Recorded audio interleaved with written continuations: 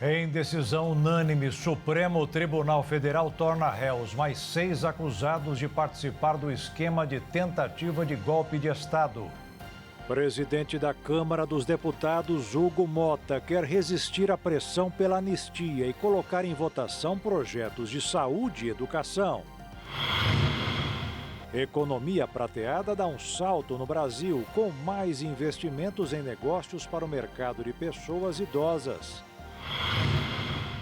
Bebê de 4 anos morre no desabamento de uma casa na zona norte de São Paulo, atacada por um homem que queria receber o aluguel. Polícia Ambiental procura a onça pintada que teria matado o homem no Pantanal Sul Mato-Grossense. Mais da metade das barragens brasileiras ainda não foram submetidas a uma inspeção para testar a sua segurança.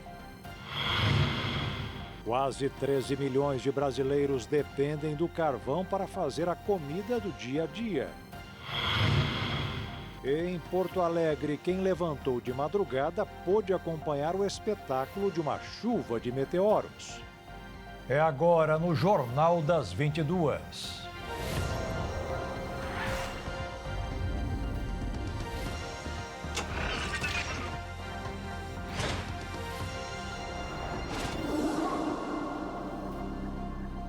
Olá, boa noite.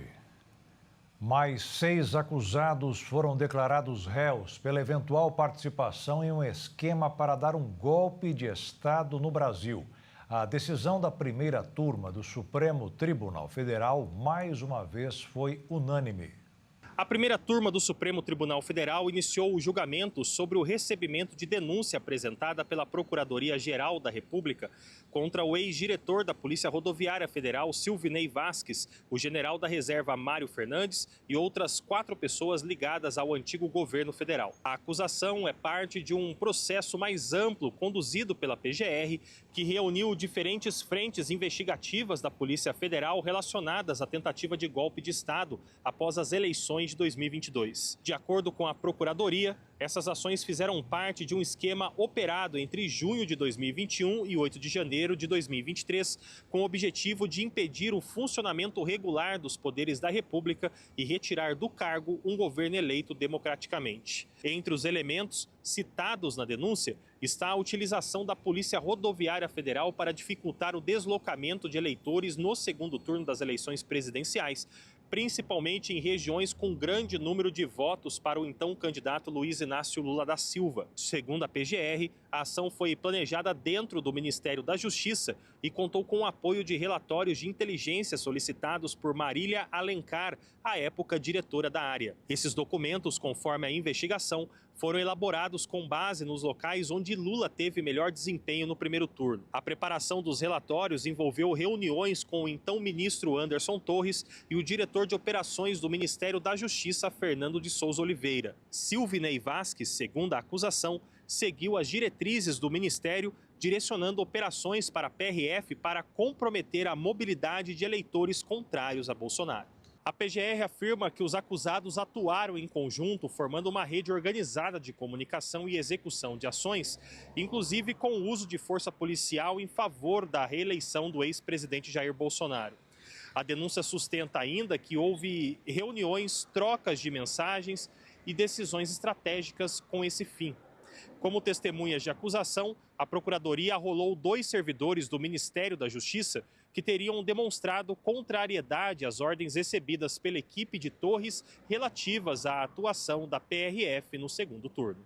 Esse é o segundo grupo de acusados por envolvimento na tentativa de ruptura democrática a ser analisado pelo Supremo. A primeira parte da denúncia, que envolve Bolsonaro e outros 7 nomes, foi aceita em março. Compõe este novo núcleo 6 pessoas com vínculos diretos com o governo anterior, sendo Fernando de Souza Oliveira, Felipe Martins, Marcelo Câmara, Silvinei Vasques, Mário Fernandes e Marília Alencar. Destes, apenas Vasques manifestou interesse em acompanhar o julgamento presencialmente no plenário. Entre os acusados, o general da reserva, Mário Fernandes, é apontado como tendo a situação mais grave. De acordo com a Polícia Federal, foram encontrados em sua posse documentos que detalham planos de assassinato do presidente Lula, do vice-presidente Geraldo Alckmin e do ministro do STF, Alexandre de Moraes, além de uma minuta de decreto prevendo a instalação de um gabinete de crise militar que assumiria o comando do país enquanto se aguardavam novas eleições. Fernandes também teria enviado uma carta em apoio ao golpe ao comandante do Exército da época, general Freire Gomes. Felipe Martins, por sua vez, é acusado de ter redigido a primeira versão de uma minuta golpista. Segundo a denúncia,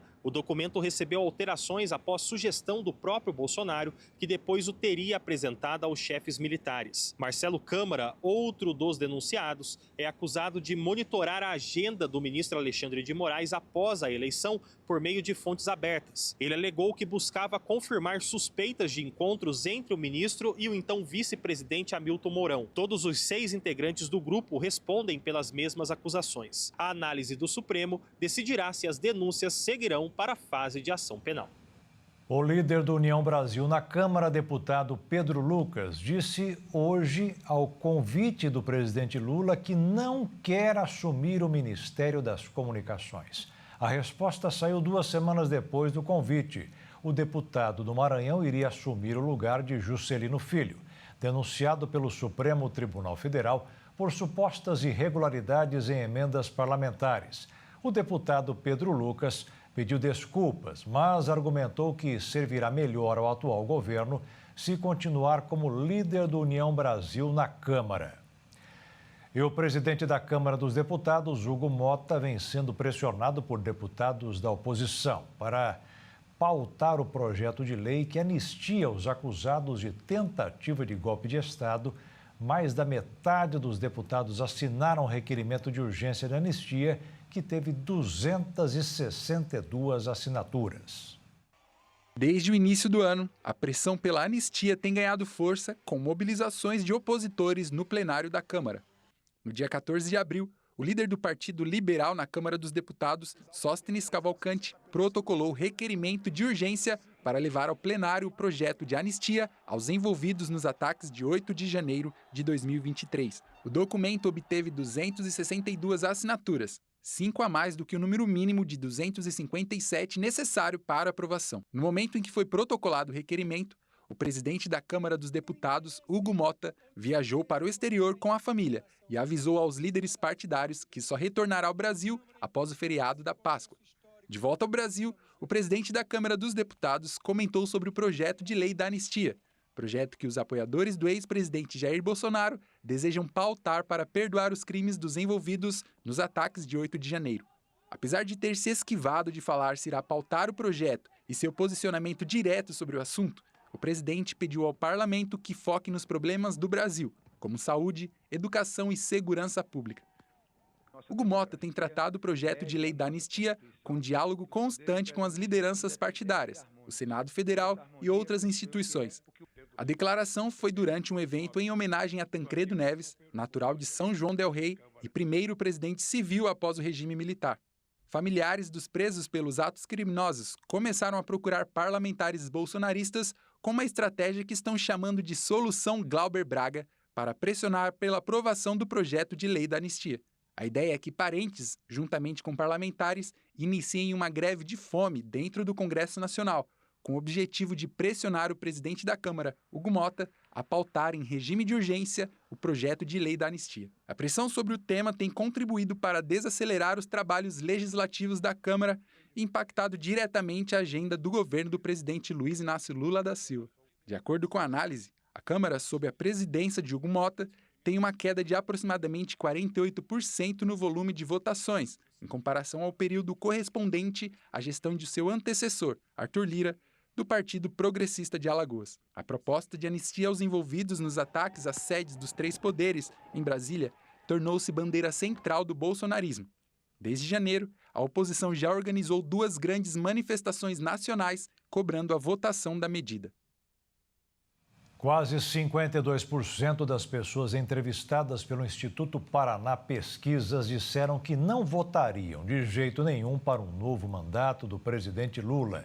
E segundo o levantamento, se o segundo turno da eleição fosse hoje, o atual presidente perderia para o ex-presidente Jair Bolsonaro, que está inelegível, para a esposa dele, Michele Bolsonaro, e também para o governador de São Paulo, Tarcísio de Freitas. Foram ouvidos 2.020 eleitores entre os dias 16 e 19 de abril e a margem de erro é de 2,2 pontos percentuais. A pandemia de Covid-19 expôs um problema na produção de suprimentos no mundo. Os Estados Unidos classificaram como crítica a situação de 50 minerais que são essenciais para a produção de materiais usados na indústria mundial. No encontro com o presidente chileno, Lula e Boric criticaram a guerra tarifária entre os Estados Unidos e a China.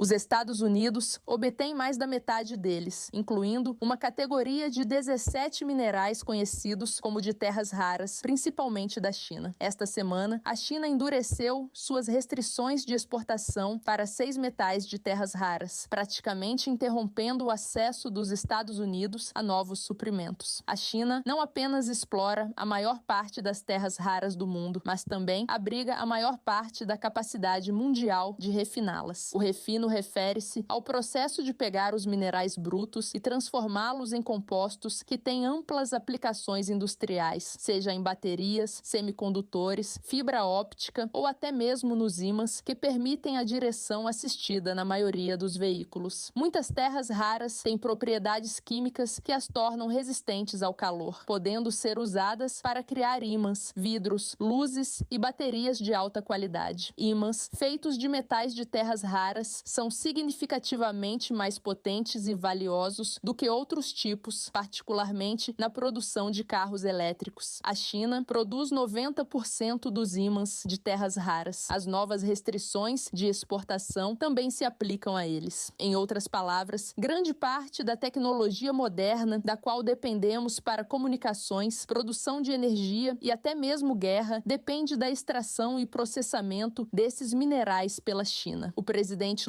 Luiz Inácio Lula da Silva recebeu, nesta terça-feira, o presidente do Chile, Gabriel Boric, para uma série de compromissos no Palácio do Planalto. Os dois seguiram para uma série de reuniões privadas. Gabriel Boric passou as tropas em revista e subiu a rampa do palácio, onde foi recebido por Lula. Em seguida, os dois posaram para a foto oficial e foram para o gabinete do petista. A visita de Boric ao Brasil marca os 189 anos de relações diplomáticas entre os dois países, data celebrada hoje. Os dois líderes vão discutir temas como a Rota Bioceânica de Capricórnio, projeto liderado pelo Brasil que visa criar uma série de rodovias que liguem o Atlântico ao Pacífico, passando por Brasil, Paraguai, Argentina e Chile. Além disso, o chefe do executivo brasileiro e o presidente chileno assinaram uma série de acordos de cooperação.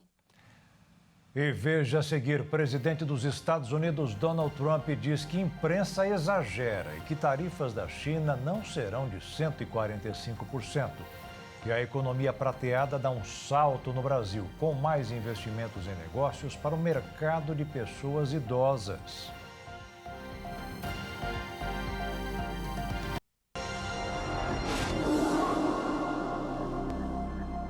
Economia prateada é o título do segmento que aumenta sem parar no Brasil. Enquanto a população envelhece, aumenta a procura por setores como os planos de saúde, cuidadores, casas adaptadas e gastos com beleza.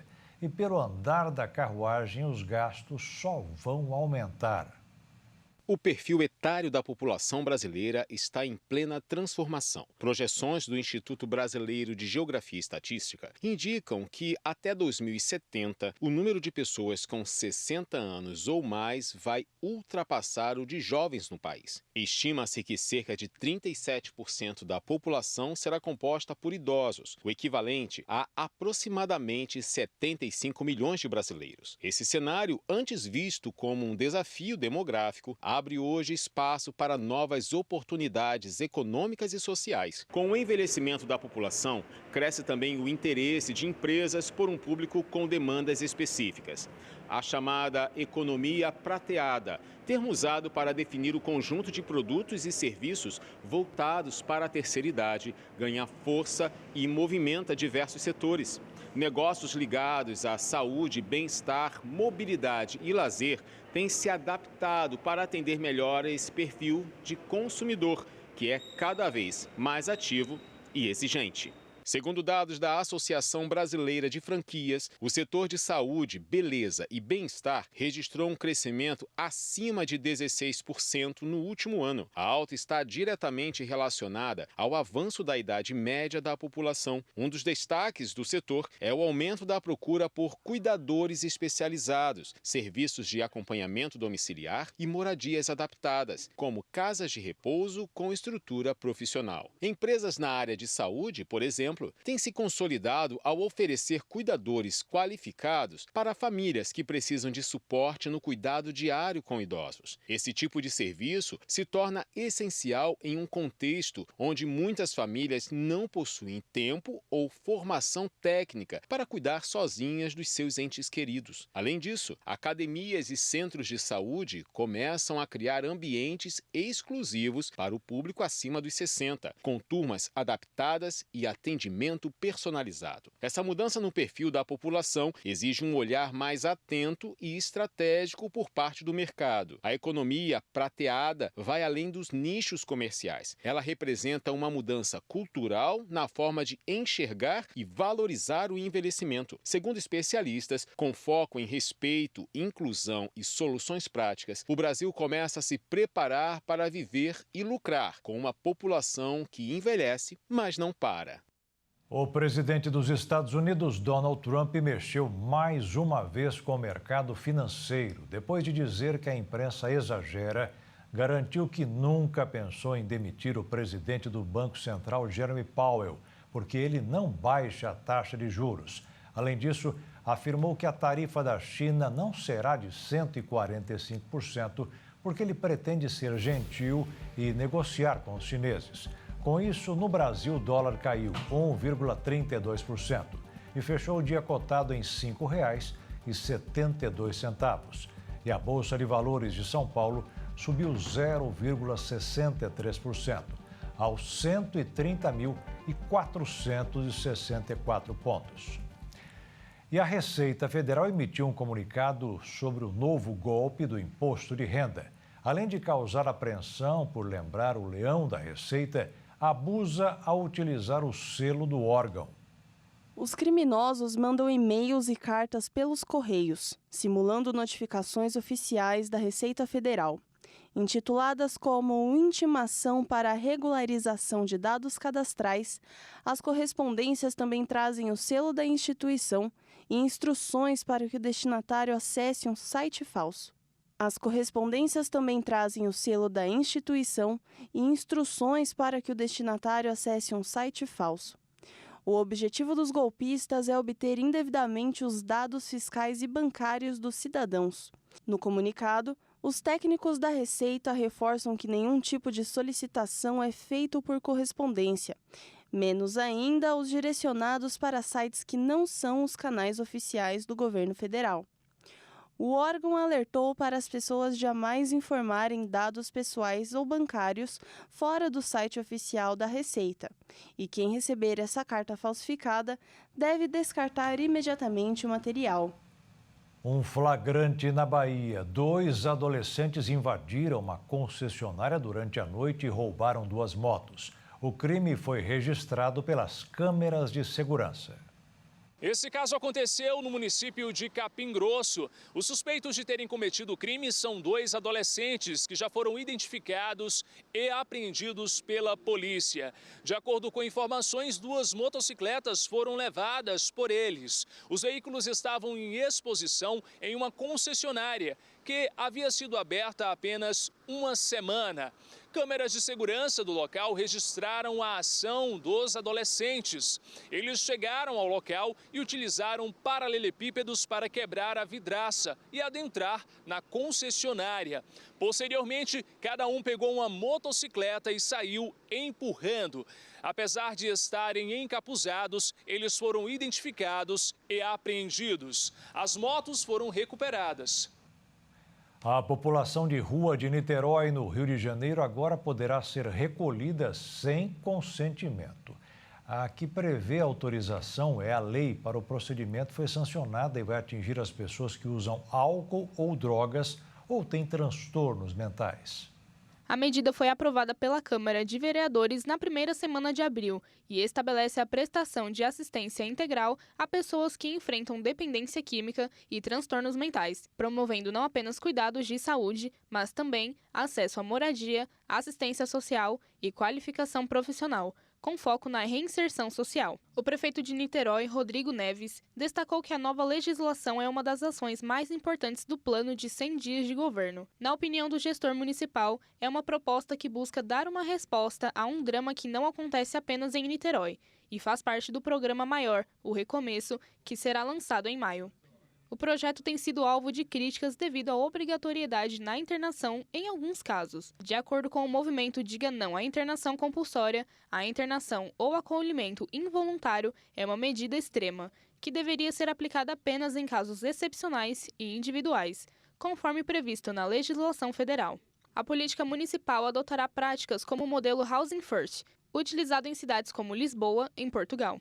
Essa abordagem prevê a oferta imediata de moradia sem exigência de abstinência prévia, simultaneamente a suporte psicossocial contínuo como alternativa mais eficaz do que os sistemas tradicionais de abrigos emergenciais. O conjunto de ações inclui a criação de espaços para que a pessoa tenha acesso à alimentação, ambulatório e assessoria jurídica, além de outras ações, como a implantação de turmas de EJA e estruturação de programa para empregar pessoas na prefeitura, que garante 3% das vagas de trabalho para essa população. O acolhimento será acompanhado por equipe multidisciplinar e limitado a 90 dias, com possibilidade de contestação por parte do indivíduo ou de seu representante legal. O acolhimento sem consentimento tem como foco apenas pessoas maiores de 18 anos e só poderá ocorrer a pedido de familiar ou responsável, ou na falta deste, de servidor público da área da saúde, da assistência social ou dos órgãos públicos integrantes do Sistema Nacional de Políticas sobre Drogas, com exceção de servidores da área de segurança pública que constate a existência de motivos que justifiquem a medida.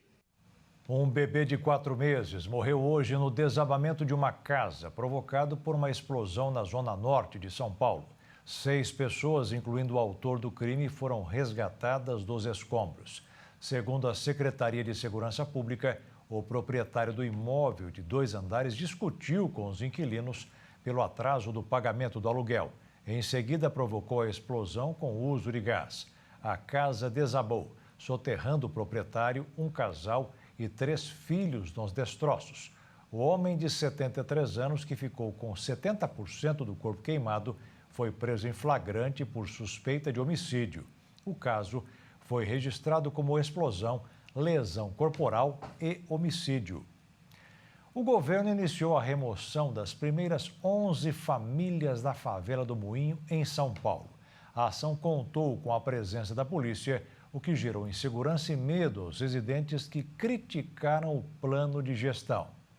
A favela do Moinho existe há mais de 30 anos e é a última comunidade no centro de São Paulo. Segundo o Ministério Público, a área cercada por muros é usada como refúgio para bandidos de uma organização criminosa e esconderijo de drogas e armas. O governo Tarcísio de Freitas, junto à Companhia de Desenvolvimento Habitacional e Urbano, planejaram desapropriar a favela, construindo um parque e uma estação de trem no local. Os quase 1.000 moradores que permanecem no local precisarão optar por uma das propostas feitas pelo governo paulista: aceitar uma carta de crédito no valor de R$200 mil a R$250 mil para a compra de um imóvel, ou ser transferido para os imóveis do governo, ou em parcerias público-privadas. As unidades ainda estão em construção e não foi divulgada a data de entrega. Os residentes irão receber auxílio aluguel de R$800 enquanto aguardam a finalização dos imóveis.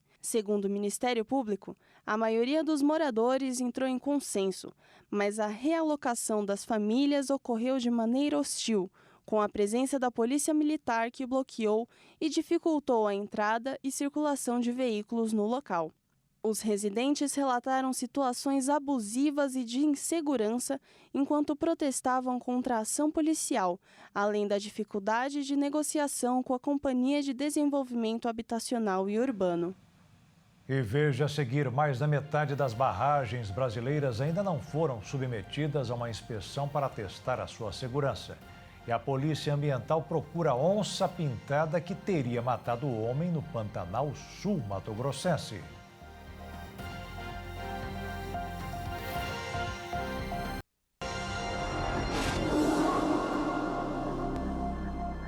Novos dados revelam que mais da metade das barragens localizadas no Brasil nunca passaram por uma fiscalização de segurança. Uma ameaça constante em nosso território. Atualmente, o país soma mais de 28 mil barragens cadastradas no Sistema Nacional de Informações sobre Segurança de Barragens, que engloba todos os tipos de estrutura, utilizadas principalmente para a geração de energia, mineração, irrigação ou abastecimento humano.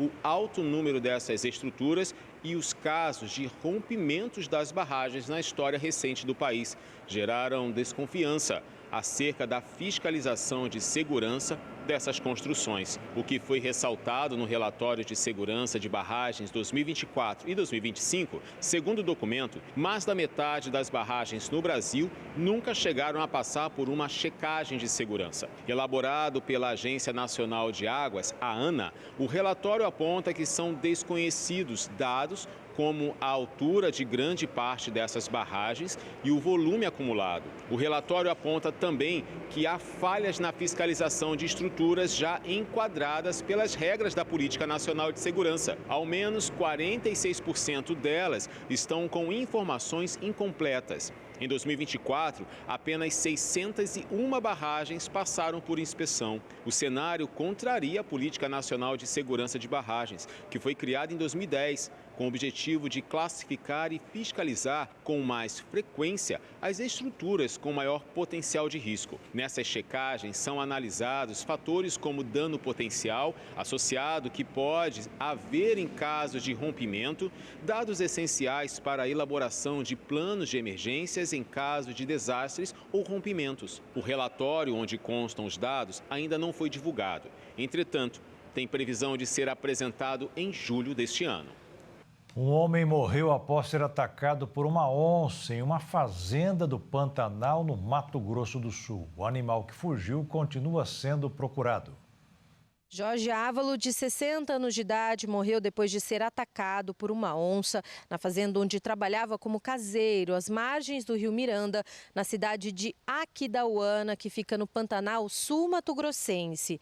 A morte dele foi confirmada pela Polícia Militar Ambiental, que foi com uma equipe de peritos até o local do ataque. O grupo precisou usar um helicóptero para chegar na área com mais agilidade, já que o trajeto mais curto incluía 2 horas de barco a partir da cidade de Miranda. A PMA foi acionada ontem por volta das 9 horas da manhã, mas a suspeita é de que o caso tenha ocorrido na madrugada. As circunstâncias continuam em investigação. A suspeita de que Jorge teria sido atacado por uma onça veio depois que restos mortais foram encontrados junto com pegadas do felino.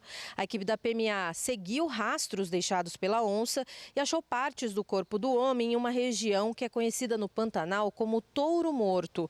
Os policiais continuaram com apoio de voluntários em busca do corpo de Jorge em uma operação montada na manhã de hoje.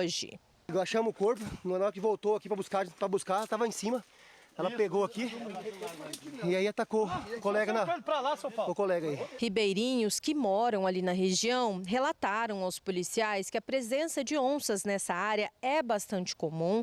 Essas imagens de uma câmera de segurança, por exemplo, mostram uma onça passeando no mês passado na mesma fazenda onde o caseiro foi morto. Profissionais que trabalham na conservação da espécie estão usando as redes sociais para alertar que é necessário aguardar as investigações investigações para entender o que aconteceu, já que casos de ataques de onças a humanos sem que sejam provocadas são extremamente raros. A onça pintada não é, por natureza, um animal perigoso para o ser humano. É um felino reservado que evita o contato com as pessoas e não representa ameaça direta quando não há uma provocação ou interferência humana. Morreu nesta terça-feira a segunda vítima do ovo de Páscoa envenenado em Imperatriz, no Maranhão. Evelyn Fernanda Rocha Silva, de 13 anos, teve um choque vascular associado à falência múltipla dos órgãos. Além dela, Luiz Fernando, de 7 anos, seu irmão, faleceu na última quinta-feira. Miriam Lira Rocha, mãe das crianças, está em estado estável e consciente. E a mulher suspeita de envenenar a família, que é ex-namorada do atual companheiro de Miriam, continua presa. Um avião da Delta Airlines pegou fogo antes de decolar no Aeroporto Internacional de Orlando, nos Estados Unidos. Os passageiros foram retirados e, segundo um comunicado da companhia aérea, não houve feridos. O incêndio no motor começou no fim da manhã da última segunda-feira, enquanto a aeronave ainda estava no pátio antes da decolagem programada de Orlando com destino a Atlanta. Segundo o comunicado oficial da empresa, os quase 300 passageiros invadiram da aeronave por meio de um escorregador. O modelo Airbus 330 ainda contava com 10 comissários de bordo, além dos 2 pilotos. Em nota, a companhia afirmou que as tripulações seguiram os procedimentos para a desocupação da cabine de passageiros, quando foram constatadas chamas no tubo de escape de um dos 2 motores da aeronave. A Delta Airlines disse que as equipes de manutenção irão examinar o avião para determinar a causa do incêndio. Os Estados Unidos têm enfrentado uma série de desastres e incidentes aéreos. Recentemente, um avião caiu e capotou ao aterrissar em Toronto. E uma aeronave da Japan Airlines colidiu com a outra da Delta Airlines, que estava estacionada enquanto taxiava no aeroporto de Seattle. Esses episódios têm gerado preocupações acerca da segurança das viagens aéreas, embora elas continuem sendo uma das formas mais seguras de transportes. Os equipamentos para geração de energia solar dos Estados Unidos estão cada vez mais caros para o consumidor. O presidente Donald Trump estabeleceu novas tarifas generalizadas de até 3.521% sobre importações de equipamentos de geração de energia. As tarifas anunciadas são resultado de uma investigação comercial que durou 1 ano sobre empresas de 4 países do Sudeste Asiático, no Camboja, Vietnã, Malásia e Tailândia. A investigação foi solicitada por fabricantes solares domésticos e iniciada ainda na gestão Joe Biden. Embora as tarifas devam beneficiar os fabricantes domésticos, elas também afetarão os desenvolvedores de energia renovável dos Estados Unidos, que há muito dependem de suprimentos estrangeiros baratos, aumentando a incerteza para um setor que tem sido afetado por mudanças políticas em Washington. A determinação do órgão governamental é uma vitória para as companhias dos Estados Unidos que tanto Donald Trump quanto Joe Biden tentaram impulsionar. As taxas serão somadas às novas tarifas generalizadas impostas pelo presidente Donald Trump, que tem impactado as cadeias de suprimentos e mercados globais. As tarifas compensatórias são conhecidas e projetadas para compensar o valor de alegados subsídios injustos e preços, conforme calculado pelo Departamento de Comércio. As tarifas nacionais foram estabelecidas em até 3.521% para o Camboja, refletindo a decisão do país de parar de participar da investigação, de acordo com o Departamento de Comércio. Já a exportação vindas do Vietnã enfrentarão tarifas de até 396%, e com a Tailândia ficou fixada uma tarifa de 375%. As taxas nacionais para a Malásia foram estipuladas em 34,4% em seus painéis solares. Os Estados Unidos importaram cerca de 13 bilhões de dólares em equipamentos solares no ano passado, dos 4 países que estão agora sujeitos às novas tarifas. Embora a promessa de subsídios é ajudar a impulsionar os investimentos em novas fábricas de painéis solares nos Estados Unidos, os fabricantes alertaram que eram ameaçados por rivais estrangeiros que vendiam seus equipamentos a preços abaixo do mercado. Há 12 anos, os Estados Unidos impuseram tarifas semelhantes a importações da China. Os asiáticos passaram a estabelecer operações em outras nações que não foram afetadas pelas tarifas e passaram a dominar o mercado de produção de energia solar. Nos Estados Unidos, mais de 100 universidades e outras instituições de educação condenaram em carta o que chamaram de interferência política de Donald Trump. A carta foi divulgada um dia depois que a Universidade de Harvard processou o governo Trump, que ameaçou cortar o financiamento da instituição e impor supervisão política externa. O governo de Donald Trump usou o caso Harvard para fazer uma ameaça velada às demais instituições de ensino.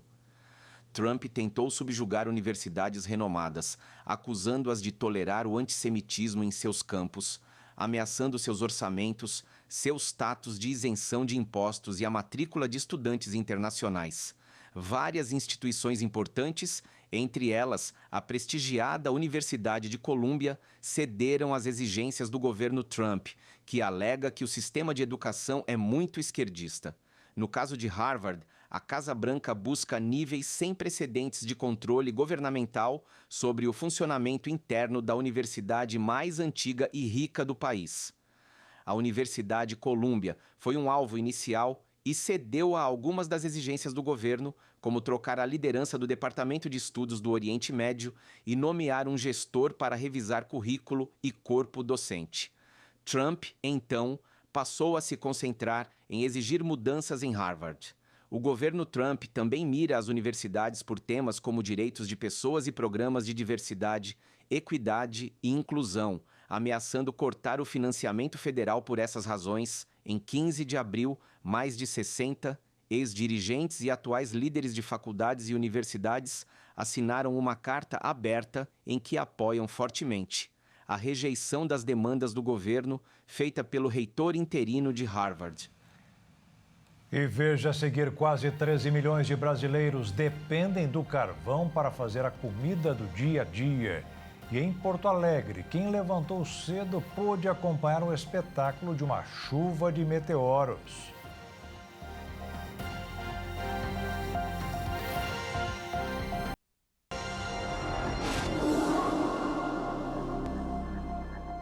O Brasil produz mais de 77 milhões de toneladas de lixo por ano. A maior parte vai para aterros e 40% ainda são descartados de forma inadequada.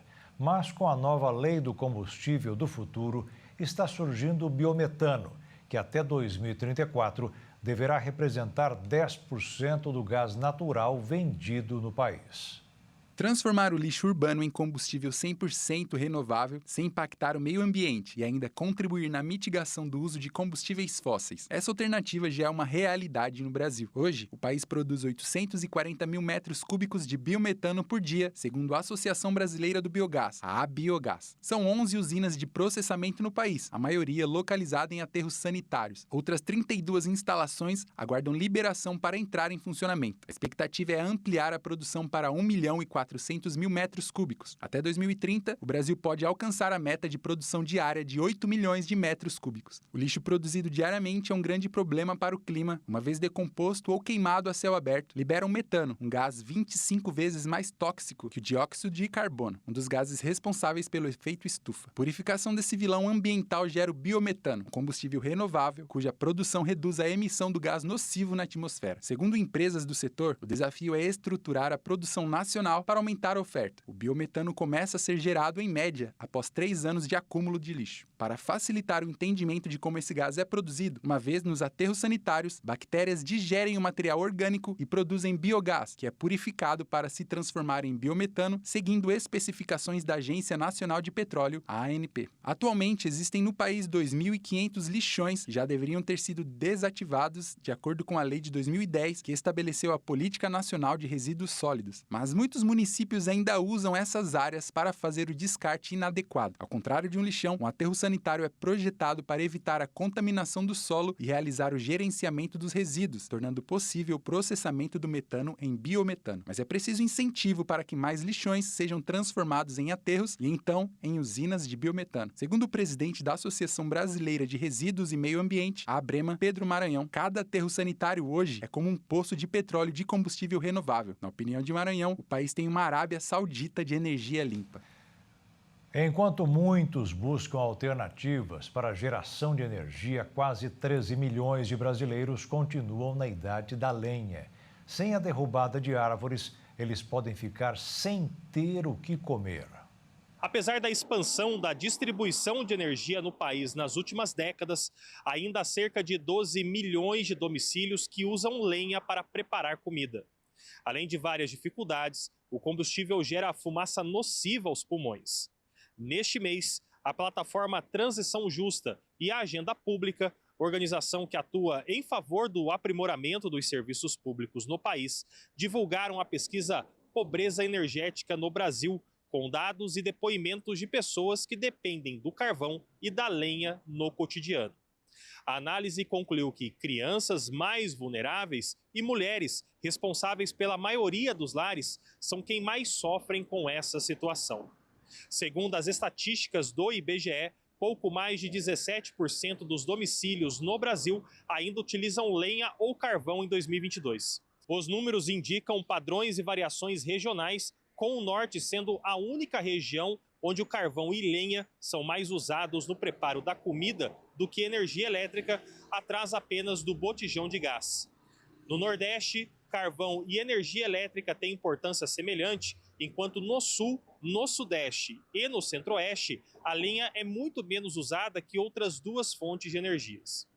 Nos últimos anos, acompanhando o petróleo, o preço do gás disparou no mundo, o que dificulta ainda mais a vida de quem depende de fontes diferentes da energia elétrica para usar o fogão. Segundo a pesquisa, em 2019, a metade mais pobre da população era responsável por 80% do consumo de lenha para preparar suas refeições, principalmente na área rural. A queima de lenha emite dióxido de carbono em níveis comparáveis aos do setor de aviação. Quando a fumaça tóxica entra no pulmão e na corrente sanguínea, pode causar pneumonia, doenças cardiovasculares e câncer no pulmão. Segundo especialistas, uma das ações para reduzir o problema é a instalação de cozinhas comunitárias em zonas vulneráveis e a ampliação de acesso a gás de cozinha. Recentemente, o governo federal enviou ao Congresso Nacional o projeto de lei Gás para Todos, que prevê descontos para botijões. A radiação vinda de tomografias computadorizadas pode ser responsável por 5% de todos os casos de câncer anualmente nos Estados Unidos. Foi o que indicou um estudo na Universidade da Califórnia. A tomografia computadorizada é indispensável para detectar tumores e formação de diagnósticos de diversas doenças. Apenas nos Estados Unidos, o número de exames anuais cresceu mais de 30% na última década. O exame auxilia ainda na identificação de hemorragias internas, infecções e doenças pulmonares, cardíacas ou abdominais. Além de ser utilizado em diversas especialidades como oncologia, pediatria, cardiologia, entre outras. A tomografia ainda fornece imagens em alta resolução, o que ajuda os profissionais da saúde a verem com precisão estruturas internas que outros exames não conseguem mostrar. Mas o exame também apresenta uma lista de riscos para a saúde do paciente. Entre eles estão a radiação ionizante em excesso, por ser considerada uma substância que pode causar câncer, e a exposição frequente ou em altas doses que pode danificar o DNA celular, o que também resulta no aumento de riscos de câncer ao longo do tempo.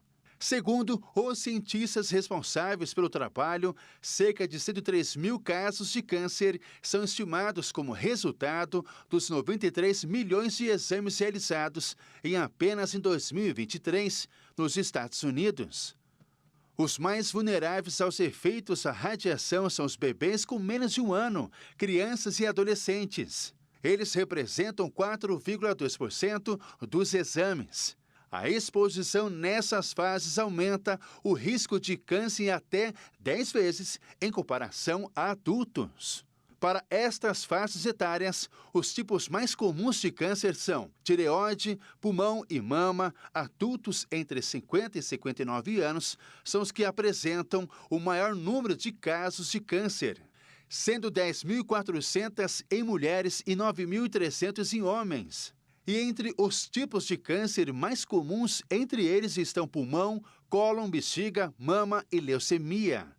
Dados coletados do estudo ainda apontam mais cânceres em adultos vindos de tomografias do abdômen e pelve, enquanto em crianças os exames de cabeça lideram o número de casos. Além dos Estados Unidos, o tema também é visto com cuidado em outros países. No Brasil, a Sociedade Brasileira de Pediatria, por exemplo, lançou em 2018 a campanha Image Gentle Brasil. O objetivo é o estímulo do uso racional dessas ferramentas. Apesar da iniciativa, a quantidade de exames realizados por pessoa vem crescendo no país. Segundo a Agência Nacional de Saúde Suplementar, um ano após o lançamento do programa, a média de exames feitos por cada beneficiário de plano de saúde foi de 19,8 e os registros seguiram em alta.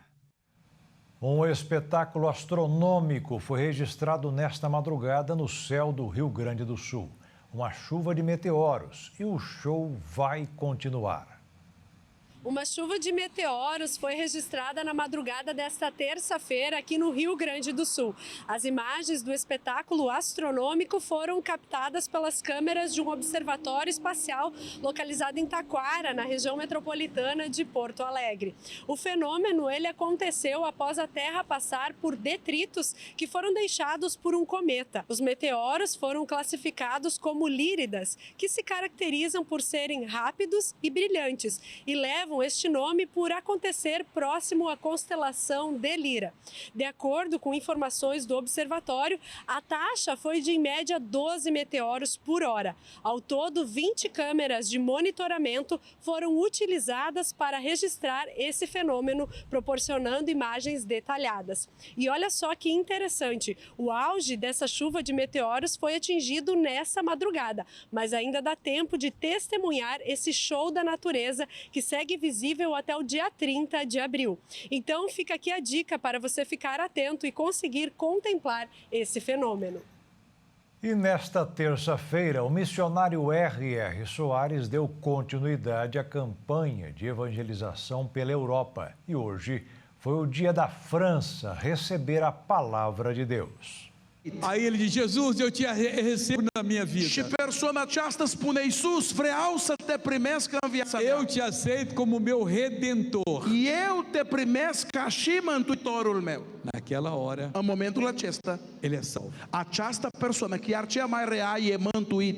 Nesta terça-feira, o missionário R.R. Soares esteve compartilhando o evangelho de Jesus em Savigny-le-Temple, um pequeno vilarejo na França. O evento reuniu centenas de pessoas que foram impactadas pela palavra e o poder de Cristo naquele lugar. Em um momento de muita fé, pessoas foram tocadas pela mão de Deus e curas aconteceram naquela reunião. Ante lá agora, bem rápido, bem rápido. Repete. Uau, alerta! Hai saludam perdão de Jesus. Vim de carta do am. Acum sunt bine, nu mai mă doare nimic. Nu mai o doare nimic, não tem mais nenhuma dor. Nimic nu mai mă doare. Amém.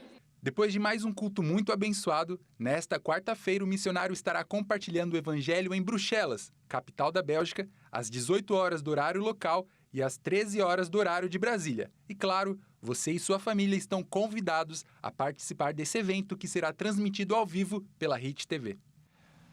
E o Jornal das 22 termina aqui. Uma boa noite para você e fique na paz. Tchau.